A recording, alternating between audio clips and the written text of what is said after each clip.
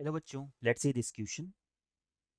Minimum distance between the curve y square equal to 4x and x square plus y square minus 12x plus 31 equal to 0 is equal to option A under root of 21, option B under root of 26 minus under root of 5, option C under root of 21 minus under root of 5 and option D under root of 28 minus under root of 5। तो बच्चों इस question में हमें दो given curve के बीच में minimum distance को फाइंड आउट करना है। क्वेश्चन पे प्रोसीड करने से पहले हम इससे रिलेटेड हमारा की कंसेप्ट देख लेते हैं।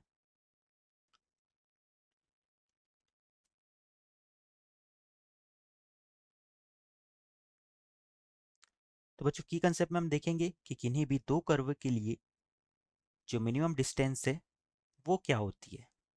तो यहाँ से जब हम दो कर्व के बीच में हमें मिनिमम डिस्टेंस फाइंड आउट करनी होती है तो उन दोनों कर्व के लिए जो मिनिमम डिस्टेंस है वो उनके कॉमन नॉर्मल के अलोंग होती है। तो यहाँ से हम राइट डाउन कर सकते हैं shortest distance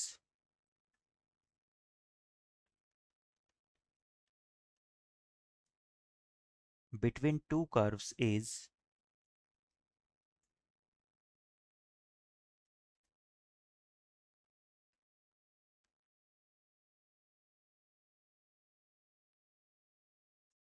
along their common normals।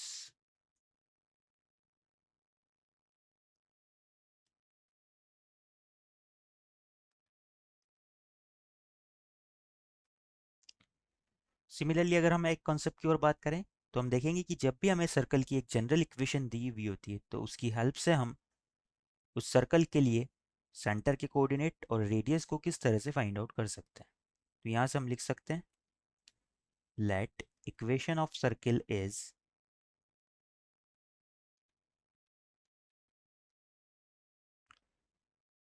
X square plus Y square plus 2gx plus 2fy plus C equal to 0। तो यहाँ से अगर हम इस सर्कल के लिए सेंटर की बात करें तो वो क्या हो जाएगा। तो यहाँ से जो हमारे सेंटर के कोऑर्डिनेट है इस सर्कल के लिए वो हो जाएंगे -g, -f। सिमिलरली अगर हम रेडियस की बात करें तो ये हमारी इक्वल हो जाएगी under root of G square plus F square minus C के। इन दोनों कंसेप्ट को माइंड में रखते हुए हम हमारे क्वेश्चन पे आगे प्रोसीड करते हैं। क्वेश्चन में हमें जो गिवन कर्व है वो क्या है। गिवन कर्व्स आर, जो हमारा फर्स्ट कर्व है वो है Y square equal to 4x जो कि एक पैराबोला को रिप्रेजेंट करता है।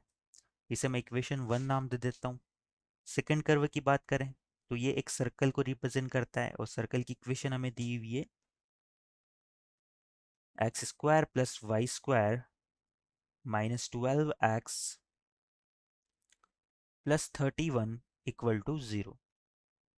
इसे हम इक्वेशन 2 नाम दे देते हैं।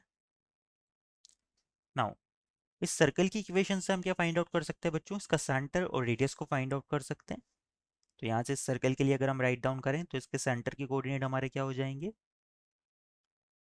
6,0।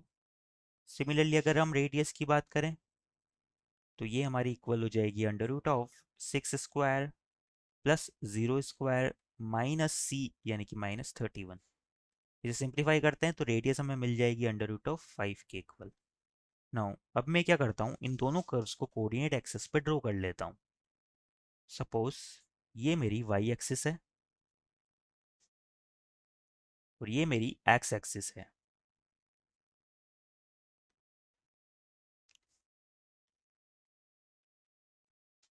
तो बच्चों यहाँ से अगर हम बात करें तो सर्कल के लिए जो सेंटर है वो है हमारा 6,0।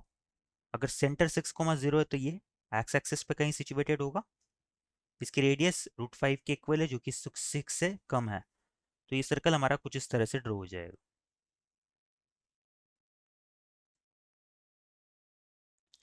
ये सेंटर सी 6,0 हो जाएगा।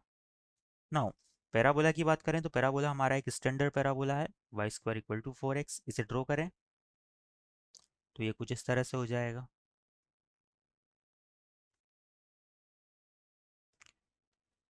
अब बच्चों क्वेश्चन में हमें इन दोनों कर्व्स के जो शॉर्टेस्ट डिस्टेंस है उसे फाइंड आउट करना है। तो अभी अभी हमने देखा था कि कंसेप्ट में कि किन्हीं भी दो कर्व के लिए जो शॉर्टेस्ट डिस्टेंस है वो उनके कॉमन नॉर्मल के अलोंग होती है। तो सपोज ये मैं पैराबोला पे एक पॉइंट ए मान लेता हूँ। जब हम मान लेते हैं कि इस ए से जो पास होने वाला नॉर्मल है वो इस सर्कल से मिनिमम डिस्टेंस को कंटेन करता है। अगर ये मिनिमम डिस्टेंस है तो ये जो नॉर्मल है इस सर्कल के लिए भी नॉर्मल का काम करेगा, और हमें पता है कि सर्कल का जो नॉर्मल है वो उसके सेंटर से पास होता है।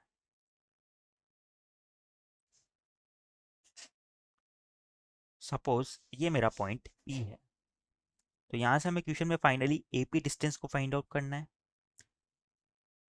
तो बच्चों, जब भी पैराबोला पे सिचुएटेड किसी पॉइंट के कोऑर्डिनेट हमें मानने होते हैं तो उन्हें हम पैरामेट्रिक फॉर्म में मान सकते हैं। तो ये कोऑर्डिनेट हमारे हो जाएंगे टी स्क्वायर कोमा 2t। तो यहाँ से हम राइट डाउन कर सकते हैं equation of normal at point A for parabola. तो यहाँ से हमारी पैराबोला के लिए पॉइंट ए पे नॉर्मल की इक्वेशन क्या हो जाएगी? Now equation of normal at point A, इस पॉइंट ए के कोऑर्डिनेट हमने माने हैं T square comma 2t of parabola Y square equal to 4x। तो यहाँ से अगर नॉर्मल की इक्वेशन को राइट डाउन करें तो ये हो जाएगी हमारी y plus T X equal to T plus T cube. Now ये जो पैराबोला का नॉर्मल है ये सर्कल के सेंटर से पास हो रहा है। तो इस इक्वेशन को हम क्या करेंगे, अगर इसे इक्वेशन 3 नाम दे देते हैं। 1 और 2 तो हमारी ये थी। तो यहाँ से हम लिख सकते हैं कि अगर ये 6,0 से पास होता है तो इसे 6,0 से सेटिस्फाई करते हुए हम t की वैल्यू को फाइंड आउट कर लेते हैं। तो यहाँ से हम लिख सकते हैं इट ऑल्सो passes थ्रू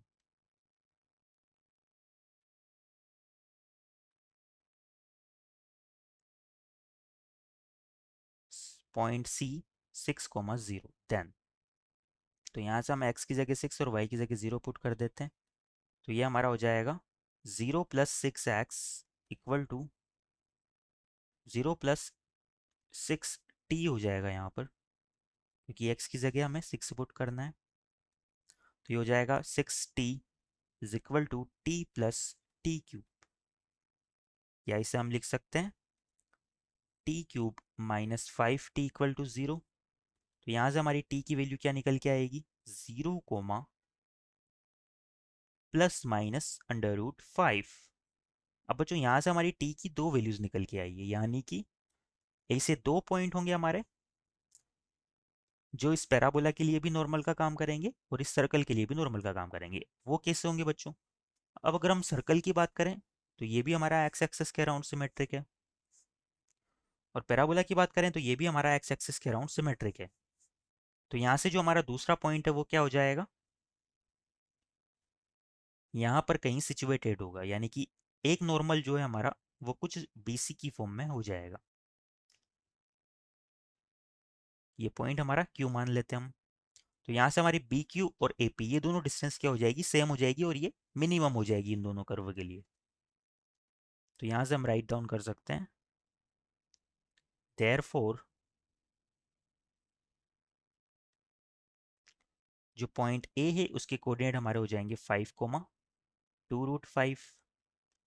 अगर पॉइंट सी की बात करें तो इसके कोऑर्डिनेट हमारे 6,0। तो यहाँ से हम लिख सकते हैं शॉर्टेस्ट डिस्टेंस क्या हो जाएगी दोनों कर्व के बीच में?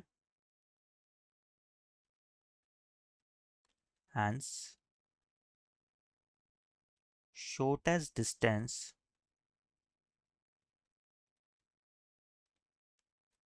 between both curves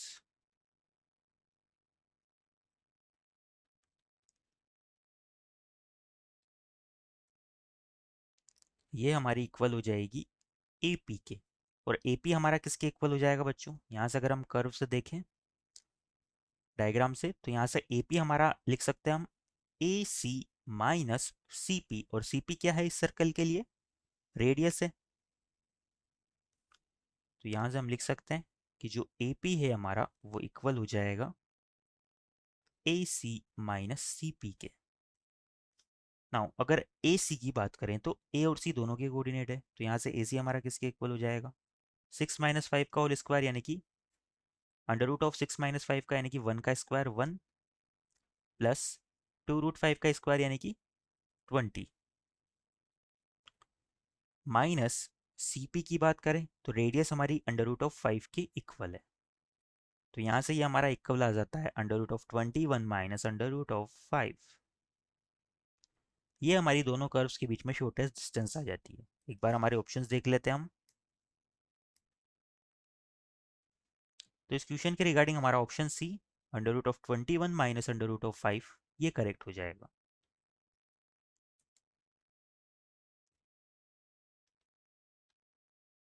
और फाइनल आंसर इज